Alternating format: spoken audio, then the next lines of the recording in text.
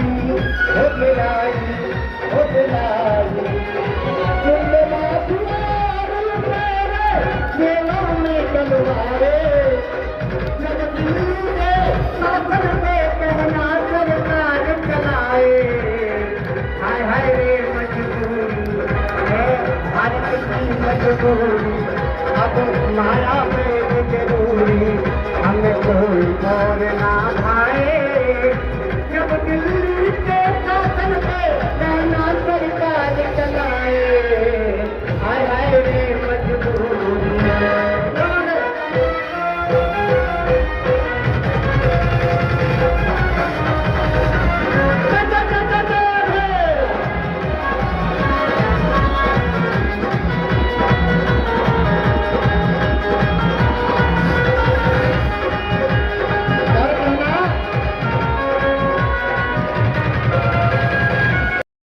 गर्मी में यहाँ पर अपने महबूबा नेता को सुनने के लिए अपने तमाम परेशानियों को उठा करके यहाँ पर आया है। मैं उसका अभिनंदन वंदन और नमन करता हूँ। आप सबका अभिनंदन वंदन नमन करता हूँ। आप सबसे एक बात कहना चाहता हूँ, ये मैनपुरी लोकसभा का चुनाव ये दलों का चुनाव नहीं है। ये मैनपुरी लोकसभा का चुनाव 3 सभ्यताओं का चुनाव है, 3 संस्कारों का चुनाव है। एक चुनाव है बोल मुलायम बोल, हल्ला बोल हल्ला बोल। जब भी मुलायम बोले तब हल्ला बोले। हल्ला कहाँ बोले? उनके गुर्गों ने जमीन पर, दुकान पर, मकान पर कब्जा किया, हल्ला बोला। माँ बहन बेटियों की इज्जत पर हल्ला बोला, मोटरसाइकिलों पर हल्ला बोला, ट्रैक्टरों पर हल्ला बोला। तो एक तरफ पूरा हल्ला बोल है और परिवारवाद है। पूरे उत्तर प्रदेश के गाजीपुर से लेकर के गाजियाबाद तक पूरे उत्तर प्रदेश के यादवों को बर्बाद करके, उनको चौपट करके, उनको खत्म करके केवल अपने परिवार सैफई के जितने भी नेता है उनको ही आबाद किया है। सैफई में जो पैदा होगा, मैं आप सबसे पूछना चाहता हूँ कि सैफई एक बहुत संपन्न परिवार है। वहाँ के बच्चे बेटियां सभी पढ़ी लिखी हुई हैं। मैं पूछना चाहता हूँ वहाँ के सैफई का कोई बच्चा नौकरी क्यों नहीं करता? वहाँ कोई प्रोफेसर क्यों नहीं बनता? वहाँ कोई डॉक्टर क्यों नहीं बनता? वहाँ कोई इंजीनियर क्यों नहीं बनता? वहाँ कोई एडवोकेट क्यों नहीं बनता? सबके सब नेता क्यों बनते हैं? सबके सब नेता इसलिए बनते हैं कि सैफई में जो पैदा होगा वो नेता बनेगा और पूरे उत्तर प्रदेश की 3 करोड़ जनता उनको वोट दे करके उनकी गुलामी करेगी। इसलिए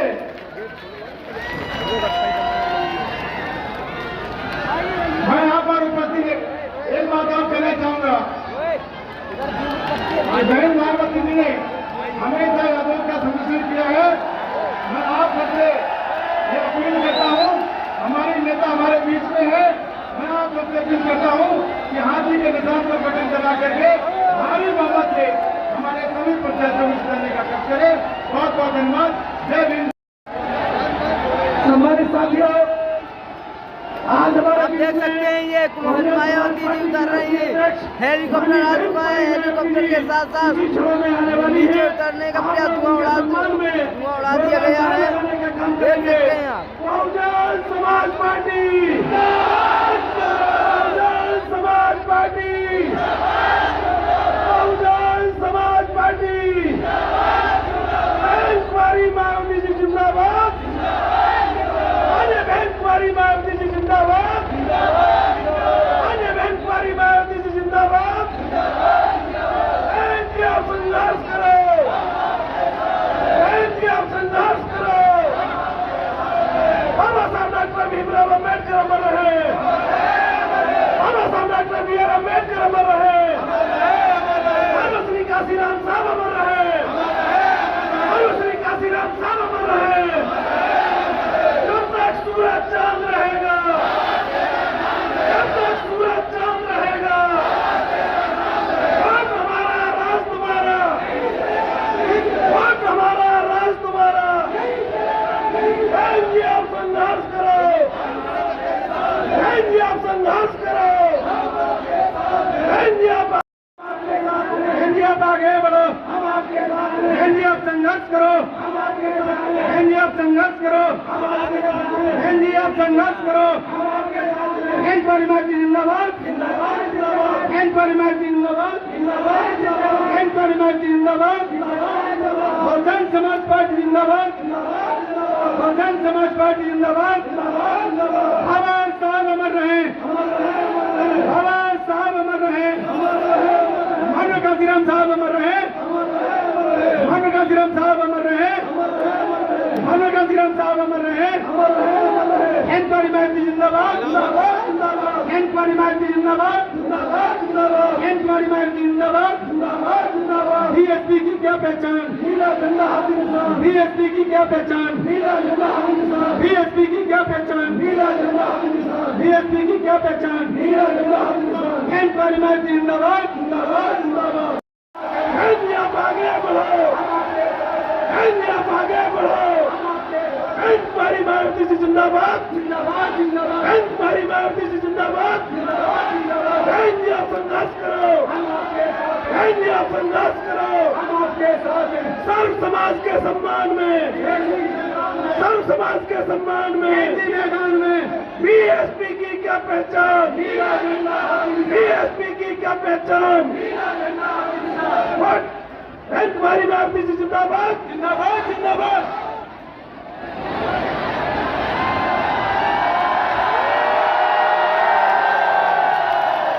साथियों, बहुजन समाज पार्टी की राष्ट्रीय अध्यक्ष, उत्तर प्रदेश की 4 बार मुख्यमंत्री रह चुकी पूर्व सांसद, करोड़ों कमजोर मजलूम बेसहारा दिलों की आवाज आदरणीय बहन कुमारी मायावती जी हमारे बीच में पहुंच चुकी है।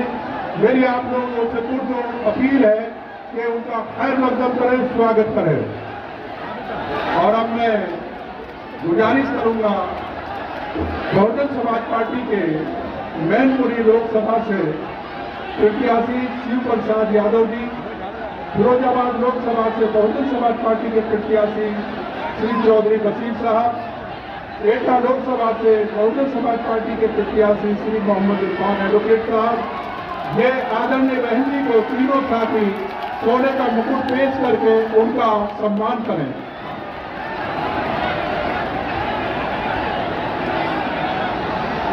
अब मैं ज्यादा समय न लेते हुए गुजारिश करूंगा बहुजन समाज पार्टी की राष्ट्रीय अध्यक्ष आदरणीय बहन कुमारी मायावती जी से कि वो आए और जनसभा को संबोधित करें।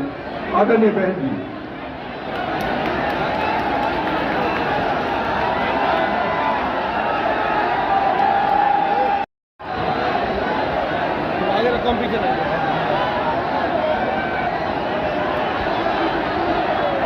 बीएसपी की इस चुनावी जनसभा में इकट्ठा हुए पार्टी के सभी छोटे बड़े पदाधिकारी एवं कार्यकर्तागण, आज आप लोग देश में व यहाँ आपके उत्तर प्रदेश स्टेट में भी लोकसभा के लिए हो रहे आम चुनाव में अपनी पार्टी के उम्मीदवारों के समर्थन में मुझे सुनने के लिए यहाँ इकट्ठा हुए हैं, तो उसके लिए मैं आप सभी लोगों का हार्दिक दिल से आभार प्रकट करती हूँ।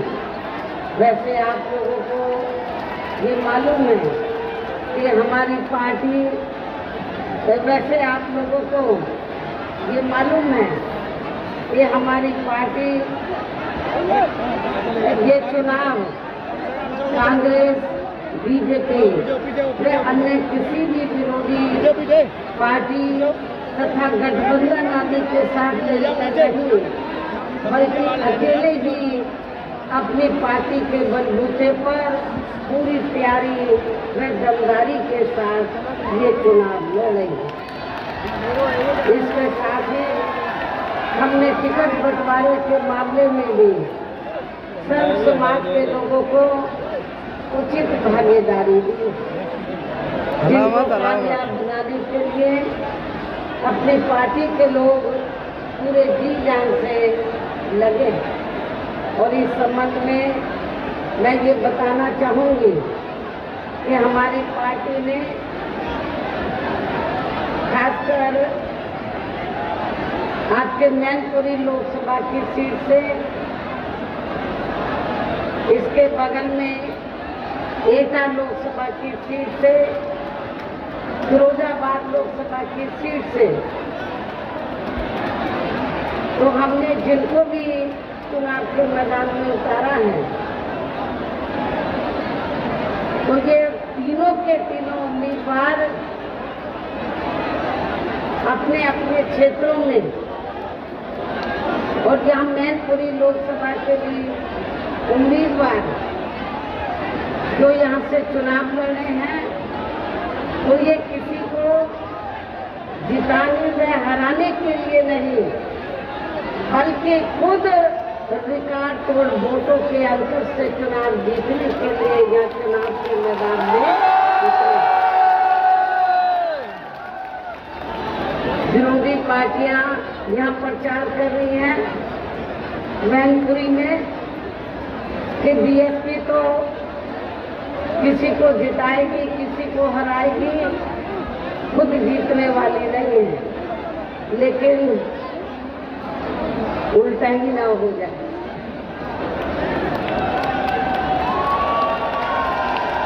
जो पार्टियां ऐसा कह रही हैं बीएसपी के बारे में, कई वही दोनों पार्टियां दूसरे और तीसरे नंबर पे ना चली जाए। हालांकि आज यहाँ की इकट्ठा हुई अपार भीड़, वह भीड़ के भी जबरदस्त जोश को भी देखकर अब मुझे भी ये काफी हद तक भरोसा हो गया है कि पिछली बार की तरह इस बार भी आप लोग अपने प्रदेश से यहाँ लोकसभा चुनाव में अपनी पार्टी का बेहतर रिजल्ट जरूर लाएंगे। और इसके लिए अब मैं आप लोगों का ध्यान कुछ जरूरी बातों की तरफ दिलाना चाहती हूँ, और इस संबंध में विशेषकर मैं कांग्रेस, बीजेपी व इनके अन्य सहयोगी, इनके अन्य सभी सहयोगी दलों के बारे में ये कहना चाहूंगी कि आजादी के बाद शुरू में केंद्र व देश के काफी राज्यों में भी ज्यादातर सत्ता यहाँ कांग्रेस पार्टी के ही हाथों में केंद्रित रही, किंतु इनकी अधिकांश मामलों में रही गलत नीतियों एवं गलत कार्य प्रणाली आदि की वजह से ही फिर इस पार्टी को केंद्र में काफी राज्यों की भी सत्ता से बाहर होना पड़ा है, तथा यही स्थिति इनकी सहयोगी पार्टियों की भी बनी रही है, जिसके कारण ही फिर पिछले कई वर्षों से बीजेपी व इनके सहयोगी दल केंद्र एवं काफी राज्यों की भी सत्ता में काबिज हो, लेकिन इनकी भी ज्यादातर रही, यानी कि भारतीय जनता पार्टी की भी ज्यादातर रही जातिवादी, पूंजीवादी, संकीर्ण, सांप्रदायिक व द्वेषपूर्ण नीतियों एवं कार्य प्रणाली आदि से तथा इनकी कथनी व करनी में भी काफी अंतर होने की वजह से अब ऐसा लगता है इस बार ये पार्टी भी, यानी कि भारतीय जनता पार्टी भी केंद्र की सत्ता में आसानी से वापस आने वाली नहीं।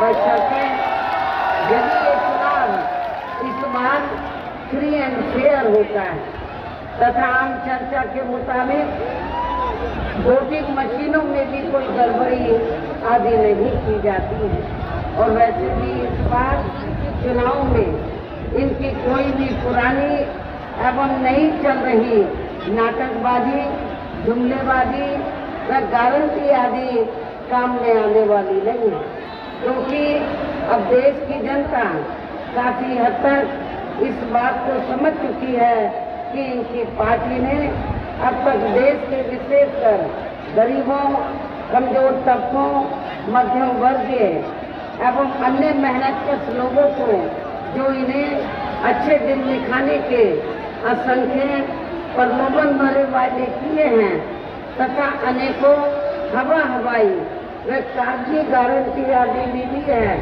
तो उनका जमीनी हकीकत में अभी तक इन्होंने लगभग 1/4 हिस्सा भी कार्य पूरा नहीं किया है, बल्कि इसके स्थान पर इनका ज्यादातर समय व ताकत भी या इनके अपने चहेते रहे बड़े बड़े पूंजीपतियों एवं धन्ना सेठों को ही ज्यादा से ज्यादा मालामाल व धनवान आदि बनाने में तथा इन्हें हर स्तर पर छूट देने में व बचाने में ही लगी रही हैं, जिनके अधिकांश आर्थिक सहयोग से ही ये पार्टी व अन्य पार्टियां भी अपना संगठन चलाती हैं तथा चुनाव आदि भी लड़ाती हैं, जिसका काफी कुछ खुलासा OMPI रिपोर्ट से भी हो जाता है।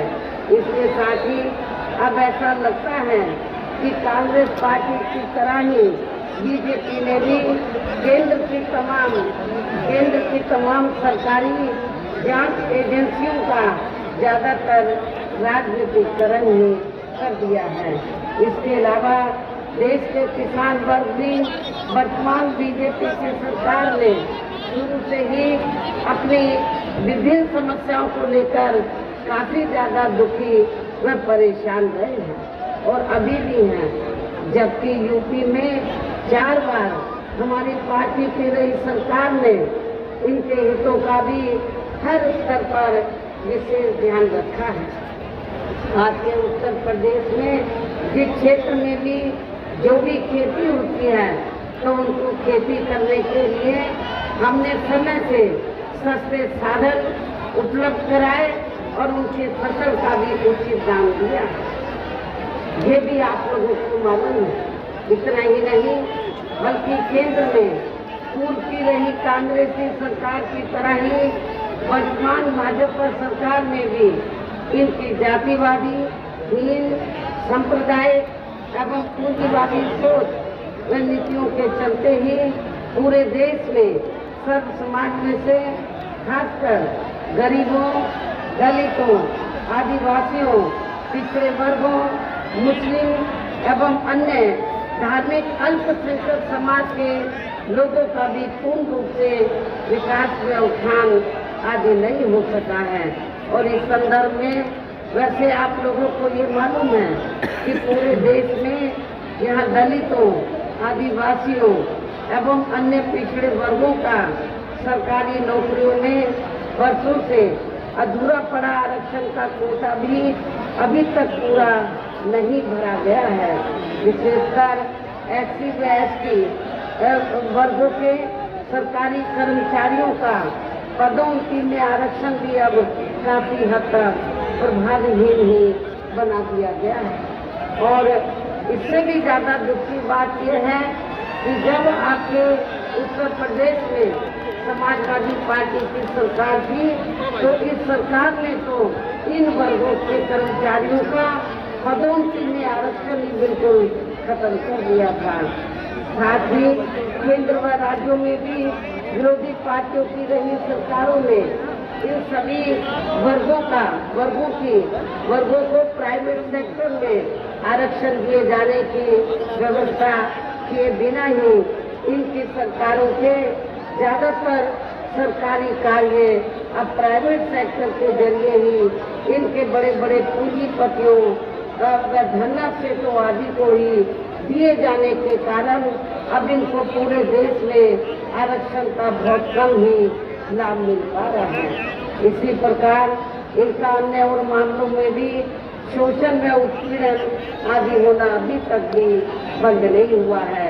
इसके साथ साथ मुस्लिम व अन्य धार्मिक अल्पसंख्यक समाज के लोगों की भी हालत हर स्तर पर यह काफी ज्यादा खराब व दयनीय ही बनी हुई है, जिसका काफी कुछ खुलासा बहुत पहले ही सच्चर कमेटी की रिपोर्ट में भी किया गया है। इतना ही नहीं बल्कि पिछले कुछ वर्षों से केंद्र व अधिकांश राज्यों में भी बीजेपी व RSS की सरकारों के चलते हुए अब इनका विकास एवं उत्थान आदि होना भी काफी हद तक बंद सही हो गया है। आए दिन इन पर खासकर हिंदुत्व की आड़ में हो रही जनजाति भी यह काफी ज्यादा चरम सीमा पर पहुंच चुकी है। इनके साथ साथ अपर छात्र समाज में से विशेषकर गरीब लोगों की भी हालत हमें कोई खास अच्छी नजर नहीं आती है। इनकी गलत कृषि नीतियों के कारण किसान वर्ग भी आए दिन आंदोलित ही रहता है। साथ ही इनकी गलत आर्थिक नीतियों की वजह से देश की अर्थव्यवस्था पर भी इसका काफी बुरा प्रभाव पड़ रहा है, जिससे यहाँ विशेषकर छोटे एवं मध्यम वर्गीय व्यापारी वर्ग भी काफी ज्यादा दुखी व परेशान है।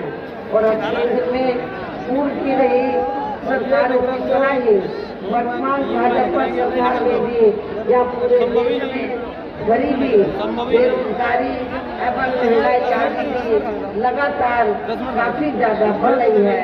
देश में हर स्तर पर फैला भ्रष्टाचार भी अभी तक खत्म नहीं हुआ है। साथ ही अपने देश की सीमाएं भी अभी तक पूरे तौर से सुरक्षित नहीं है। ये भी बड़ी चिंता की बात है। ऐसे में अब आप लोगों को देश में हो रहे लोकसभा चुनाव में कांग्रेस, बीजेपी व इनकी सहयोगी पार्टियों को भी केंद्र की सत्ता में आने से जरूर रोकना है। जिनकी गलत नीतियों व गलत कार्य प्रणाली आदि को आप लोग काफी हद तक